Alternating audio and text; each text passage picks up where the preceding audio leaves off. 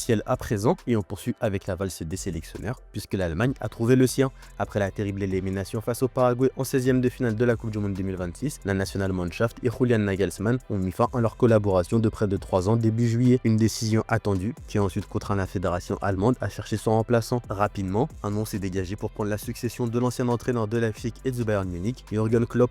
Après 2 semaines de négociations, un accord a finalement été trouvé entre la fédération allemande, le technicien de 59 ans et la maison Red Bull pour laisser filer l'allemand. La fédération allemande a donc officialisé l'arrivée de Jürgen Klopp au poste de sélectionneur jusqu'en 2030 et il a pu être présenté devant la presse aujourd'hui. Après le départ de Rudi Garcia, la Belgique a officialisé ce vendredi son nouveau sélectionneur. Il s'agit de Mark van Bommel. La fédération royale belge de football a le plaisir d'annoncer la nomination de Mark van Bommel comme nouvel entraîneur national des Diables Rouges belges à côté du 15 août 2026. Mark van Bommel a signé un contrat qui lui permettra de mener l'équipe nationale belge jusqu'à l'Euro 2028, précise le communiqué des Diables Rouges. C'est un grand honneur de devenir entraîneur principal de la Belgique. Je tiens à remercier la fédération royale belge de football pour la confiance qu'elle m'a accordée. La Belgique a des joueurs exceptionnels et un potentiel énorme. Nous donnerons tout pour aider cette équipe à progresser chaque jour et rendre le peuple belge fier. J'ai hâte de rencontrer les joueurs, le staff et les supporters et de commencer ce nouveau chapitre ensemble, a indiqué le coach passé par le PSV Eindhoven, le VfL Wolfsburg et le Royal Antwerp. Parti de l'OM à la fin de son contrat, Bilal Nadir rebondit en Allemagne.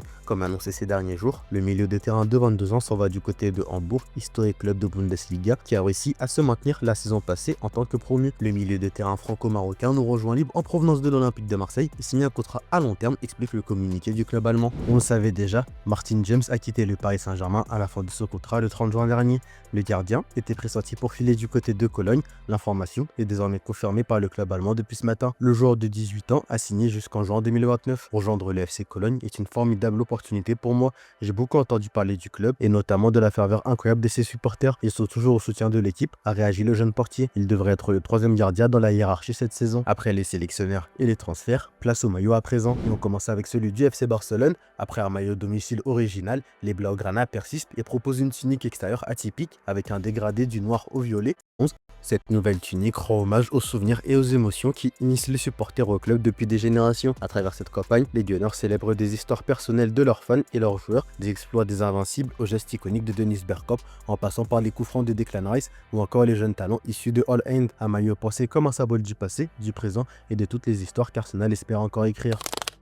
On se quitte avec l'image du jour. Michael Olise profite de ses vacances aux États-Unis, à New York plus précisément, et l'international français a été aperçu en train de taper le ballon avec des inconnus. Je vous laisse regarder ça et je vous dis à très vite. Olise!